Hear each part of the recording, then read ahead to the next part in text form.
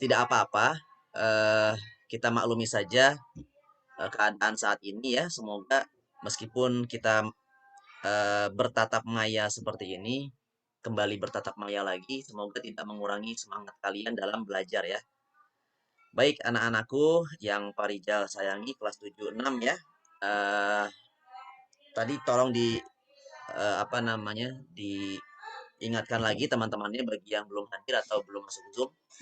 Nanti di akhir Pak Rijal akan absen kembali ya. Eh ya,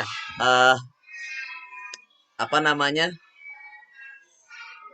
Nanti boleh ya, Aisyah sebagai PJ-nya, boleh nanti Pak Rijal minta absennya di 24 nama ini yang masuk ya. Boleh di screenshot nanti kirim ke Pak Rijal aja gitu. Baiklah teman-teman kelas 7 6, Pak Rijal mohon izin untuk berbagi layar bersama kalian ya, terkait materi atau PowerPoint yang tadi Pak Rijal sudah share kepada kalian ya. Tolong bagi yang belum buka kamera dibuka aja ya, jangan malu-malu, nggak apa-apa. Ya, kecuali lagi sakit, tiduran nggak apa-apa kalau lagi sakit. Tapi kalau lagi sehat, silakan diaktifkan kameranya ya. Oke, sudah terlihat layarnya, nah ya. Sudah, Pak. Sudah, Oke. Pak. Sedikit mereview dari apa yang telah kita pelajari di pekan lalu, bahwa kita kemarin telah belajar terkait sifat empati ya.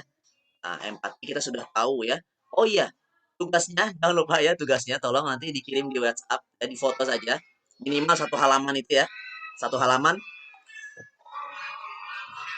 1 halaman di foto. Kemudian boleh kirimkan ke grup ya. Nah, di grup boleh ya. Nah, itu segera ya di foto ya. Sudah selesai ya?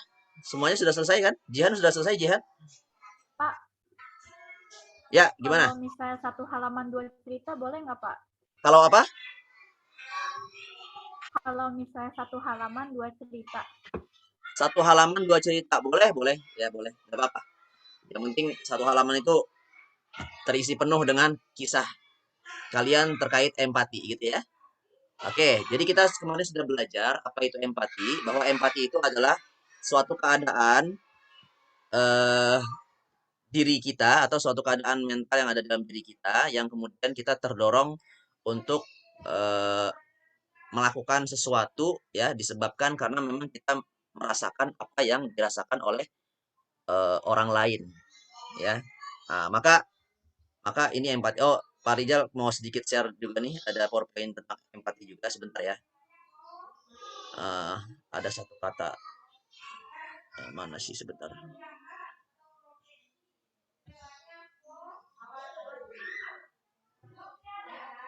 Oke, oke terlihat ya. Jadi ini review saja dari apa yang kemarin kita pelajari tentang empati dan hormat ya. Uh, do you know what empathy is gitu ya? Tahu gak sih apa sih itu empati gitu kan? Jadi ada satu kata menarik nih ya, bahwa empati itu ini ya, stand in someone's shoes ya. Nah, ada yang bisa mengartikan gak nih? Stand in someone's shoes ya. Apa artinya? Apa Almira? Almira kayaknya tahu nih. Geleng-geleng pasti tahu nih. Ayo. Ya, stand in ya. Kalau kita artikan perkataan gini ya, artinya stand in ya kan, berdiri ya kan, berdiri ya. Someone di atas seseorang, shoes. Apa shoes artinya? Sepatu. Sepatu ya gitu. Tapi maksudnya ini adalah kita berdiri di atas orang lain gitu ya, di spot orang lain. Maksudnya gini, maksudnya adalah kita maksudnya stand in someone's shoes itu artinya adalah kita menjadi orang lain, kita berdiri pada posisi orang lain. Nah, jadi itu empati maksudnya.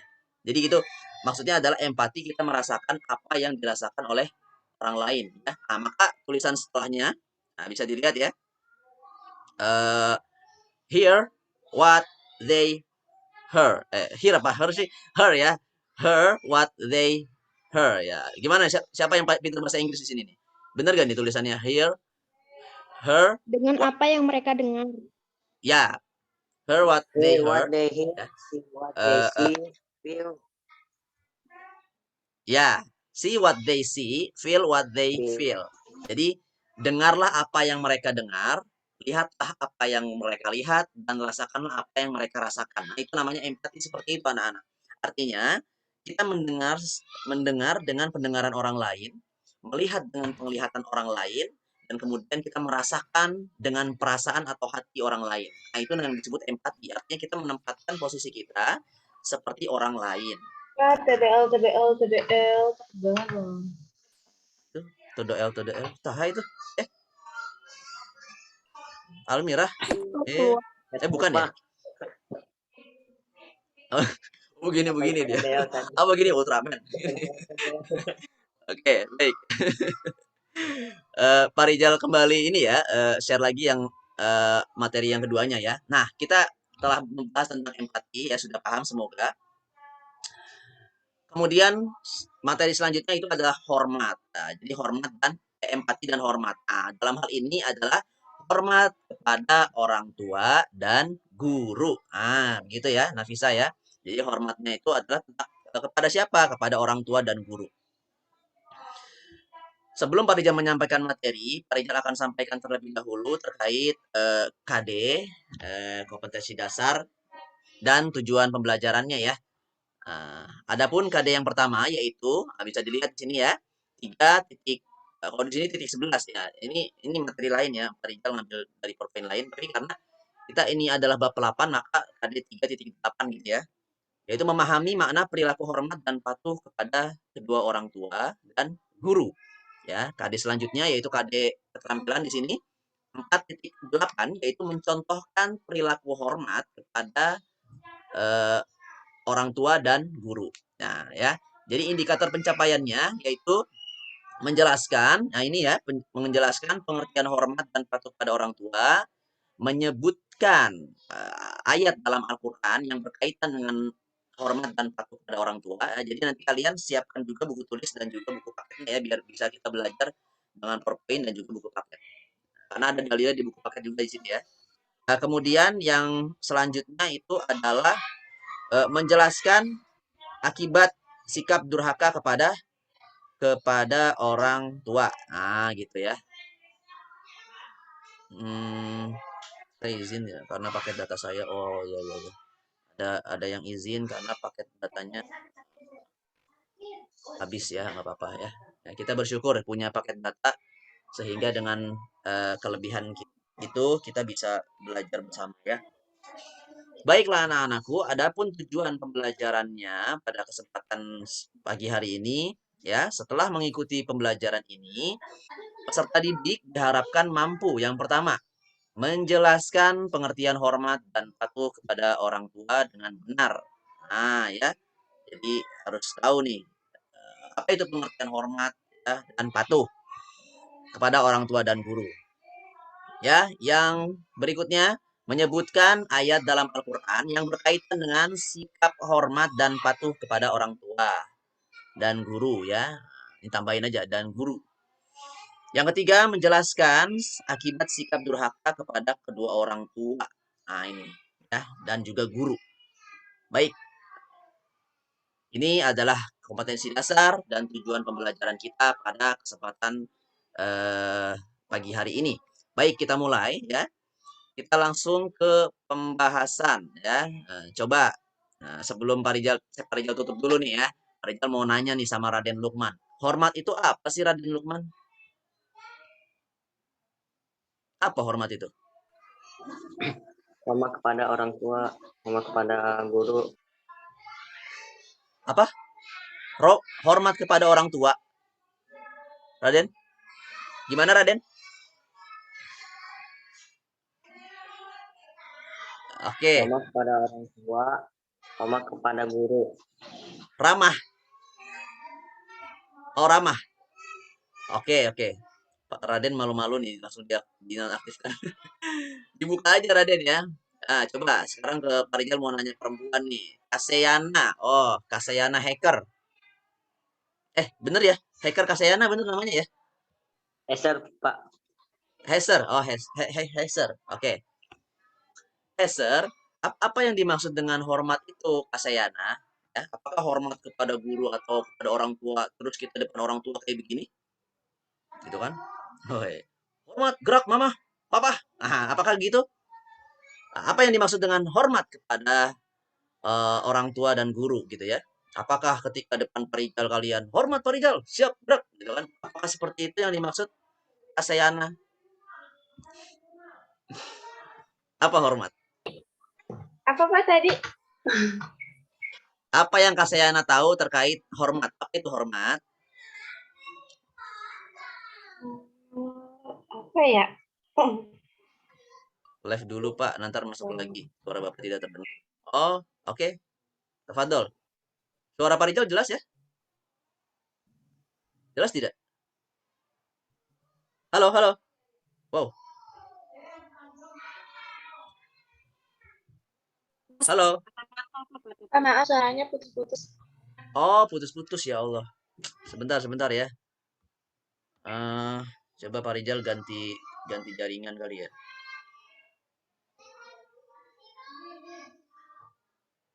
Sebentar ya.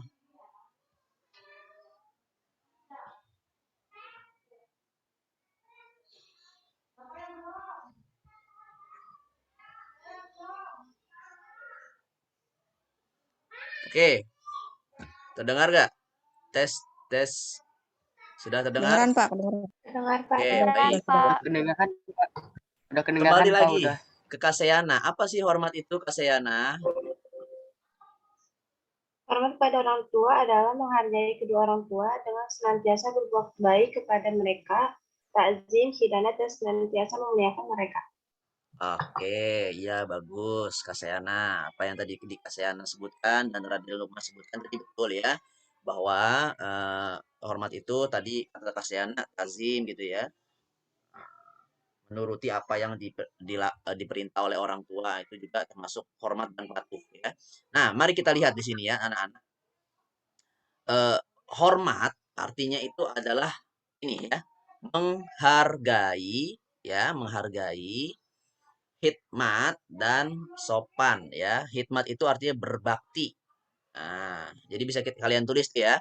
Menghargai, hikmat atau berbakti dan sopan. Nah, itu termasuk adalah perilaku hormat. Jadi hormat itu adalah sikap menghargai orang lain dengan perilaku baik dan sopan. Nah, itu namanya hormat ya. Nah, jadi hormat itu ya bukan bukan kita hormat seperti ini ya, ya itu memang hormat juga ya, tapi itu kan hormat dalam ketika ketika upacara. Artinya kita menghargai apa namanya? Siapa yang berbicara misalkan kayak pemimpin upacara, hormat, gerak gitu kan. Nah, kita menghormati pemimpin ya. Pembina upacara, hormat, gerak, kita menghargai pembina upacara yang berada di depan kita. Nah, itu juga termasuk itu ya. Nah, tapi maksudnya hormat lebih luas lagi artinya adalah menghargai, kemudian hikmat dan sopan. Jadi sikap menghargai orang lain itu namanya hormat. Kemudian patuh, ya. Apa itu patuh? Patuh itu nurut, ya. Taat itu namanya patuh, disiplin termasuk ya. Tapi yang lebih tepat ini patuh atau taat, ya. Nah, nurut, ya. Taat kepada Allah artinya patuh kepada Allah perintah-perintah. Jadi menuruti segala perintah dan melaksanakan dengan penuh tanggung jawab. Nah, itu namanya patuh atau taat ya. Jadi menuruti perintah itu namanya patuh. Nah, jadi kita pada pelajaran kali ini diharapkan kita tahu apa itu hormat dan patuh. Sehingga setelah kita mengetahui arti hormat dan patuh, nah kemudian kita bisa mempraktekkan rasa hormat itu, perilaku hormat itu kepada kedua orang tua kita dan juga kepada guru-guru kita. Nah, kenapa sih Pak kok kepada guru juga? Nah, ini kita lihat ya. Kita lihat di slide berikutnya. Kaisa, jadi ada makna orang tua di sini ya. Makna orang tua itu Tafira, bahwa orang tua itu ada dua ya, bukan hanya satu doang, bukan hanya satu dimensi, tapi ada dua dimensi atau bahkan lebih. Nah, jadi eh, orang tua itu siapa saja sih Talita? Nah, ada yang disebut dengan orang tua biologis, ya, ada juga yang disebut dengan orang tua non biologis. Nah, orang tua biologis itu siapa? Ya, orang tua yang biologis itu ya adalah orang tua yang melahirkan kita, yang menyebabkan kita lahir ke dunia, ya. Tentu itu adalah ibu kita dan ayah kita. Nah, itulah orang tua kita secara biologis. Dan ini sudah mutlak harus kita hormati, gitu ya, harus kita patuhi. Tapi ada juga yang disebut dengan orang tua non biologis. Siapakah dia? Yaitu siapa saja yang turut berperan untuk mengisi ruang etika, pengetahuan, dan pengalaman hidup. Nah, maka disinilah yang disebut dengan apa ini? Dengan Guru. guru. Di sini guru maksudnya, ya. Kelihatan ya di sini ya, guru atau guru. Nah, maka gurulah yang berperan penting dalam mengisi ruang etika, pengetahuan, dan pengalaman hidup. Nah, jadi guru itu adalah orang tua kalian juga, ya. Nah, tapi orang tua non biologis. Kenapa? Karena dua-duanya sama-sama berjasa loh buat kita, ya. Orang tua kita berjasa karena apa? Karena telah melahirkan kita. Nah, nanti kita akan bahas. Begitupun guru juga berjasa. Berjasa apa? Karena telah memberikan ilmu kepada kita. Bayangkan kalau seseorang tidak punya ilmu, maka hidupnya akan ya akan kacau gitu ya. Nah, makanya ada satu ungkapan atau istilah laula murabbi ma araftu rabbi. Kalaulah tidak karena guruku, maka aku tidak akan mengenal siapa Tuhanku. Artinya gitu kan. Artinya guru itulah yang memperkenalkan tentang agama Islam, tentang hidup, tentang Tuhan, tentang ilmu-ilmu lainnya ya, tentang berhitung seperti apa matematika, tentang apa namanya metabolisme tubuh manusia. Kalian belajar di IPA, kalian bisa mengetahui segala sesuatu itu karena jasa daripada seorang guru. Nah, seperti itu ya anak-anak ya. Nah, mengapa mengapa sih sebentar kita clear dulu. Mengapa sih kita harus berbakti kepada orang tua? Nah, gitu ya. Nah, ini kewajiban berbakti kepada kedua orang tua, ya. Sebelumnya coba dijawab dulu. Kenapa sih, eh, eh, Rafa? Kenapa kita harus berbakti kepada orang tua, Rafa? Mana Rafa?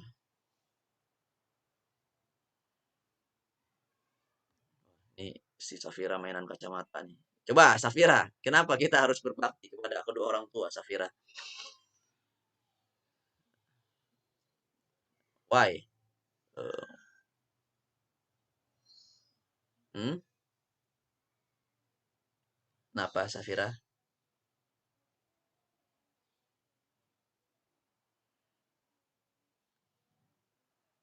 Aduh, Safira malu-malu. Ya udah.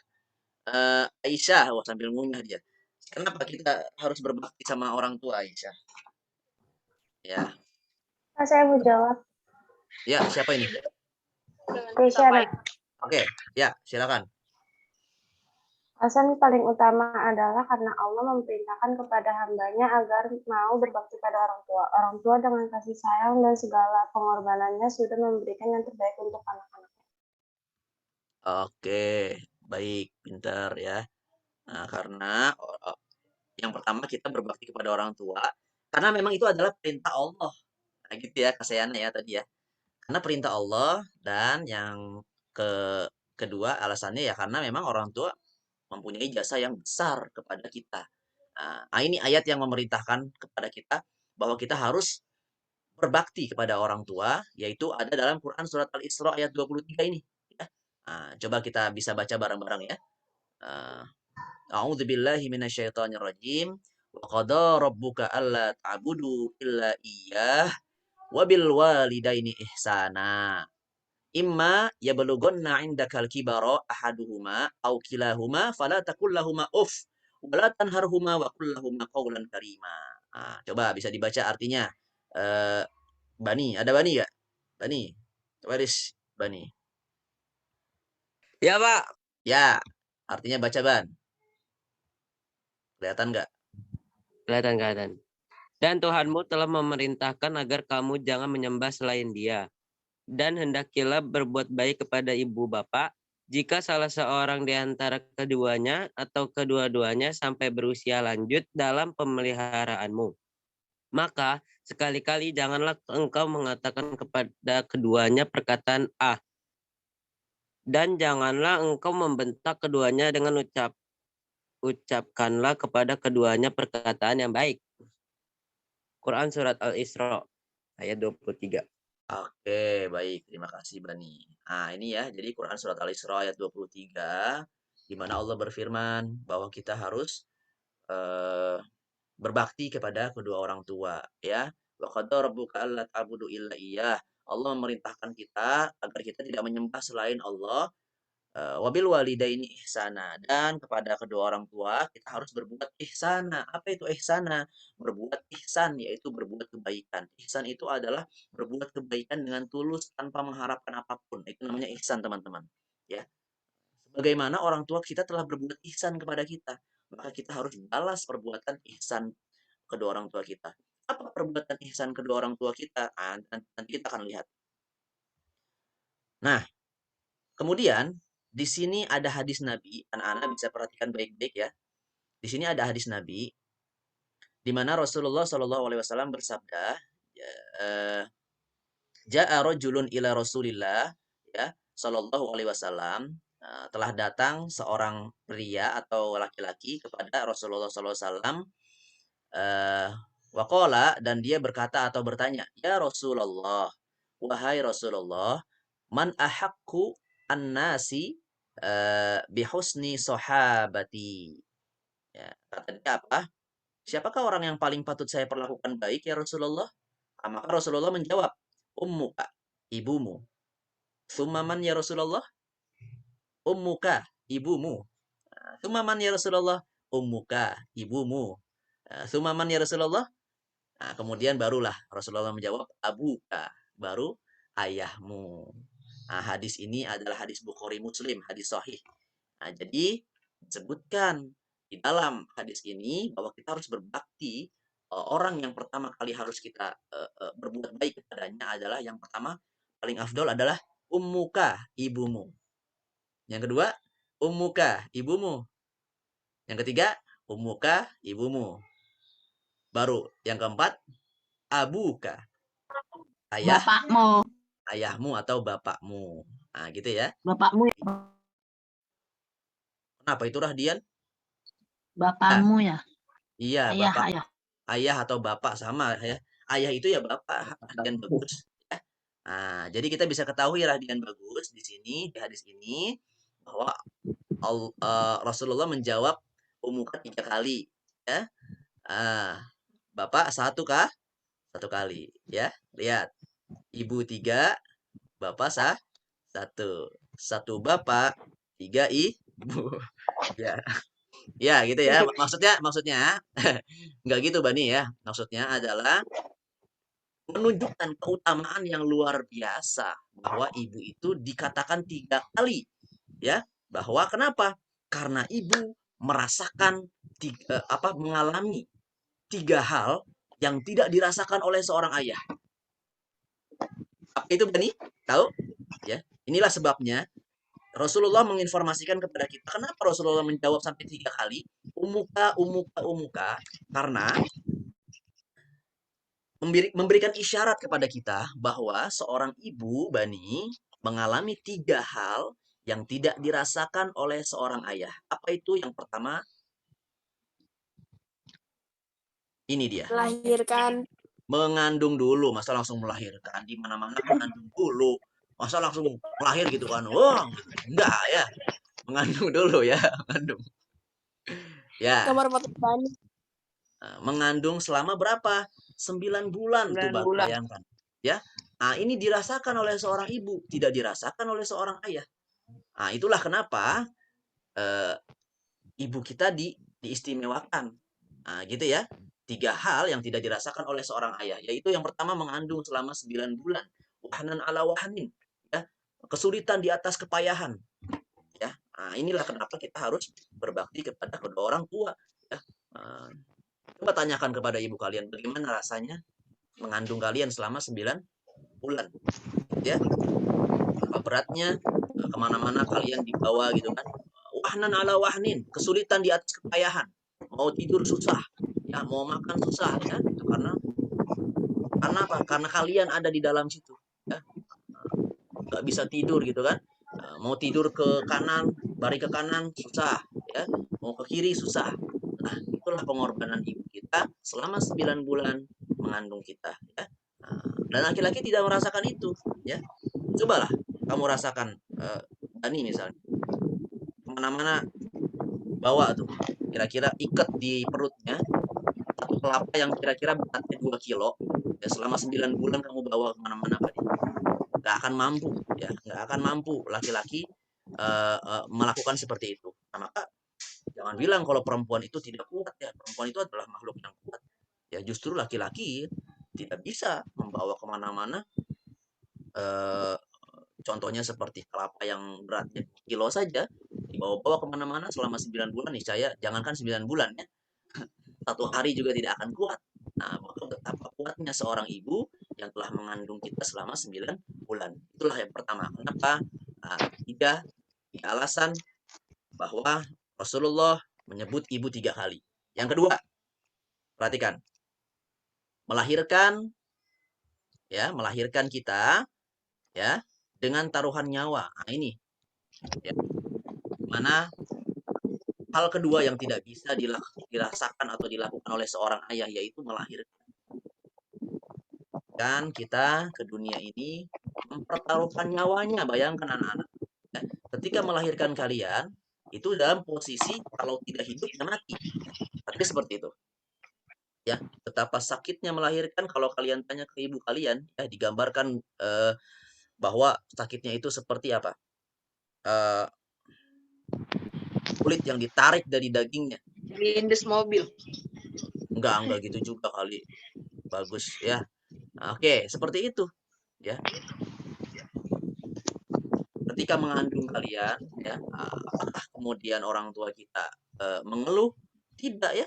Justru sangat berhati-hati menjaga janin yang ada di rahimnya, ya. Nah, begitupun ketika melahirkan kalian dengan kondisi yang sangat sulit, bahkan kesakitan, ya. Kemudian dia merasakan apa sakitnya itu, memperjuangkan nyawa antara hidup dan mati. Tapi ketika setelah lahir, apakah orang tua kita kemudian marah kepada kita? Ya, enggak, ya. Orang tua kita justru malah sangat senang ketika anaknya lahir ke dunia, ya. Ketika sudah berhasil melahirkan, ya, tangisan bayinya oe oe gitu kan. Itu membuat orang tua kita merasa terharu, bangga, ya. Nggak mungkin kan ada orang tua yang kemudian ketika melahirkan anaknya, kemudian setelah anaknya keluar dari perutnya kemudian disalah-salahin gitu kan. Dasar gara-gara kamu nih mama jadi sakit gini. Nggak ada orang tua yang seperti itu, ya. Justru orang tua senang sekali, bahagia sekali dengan kelahiran anaknya.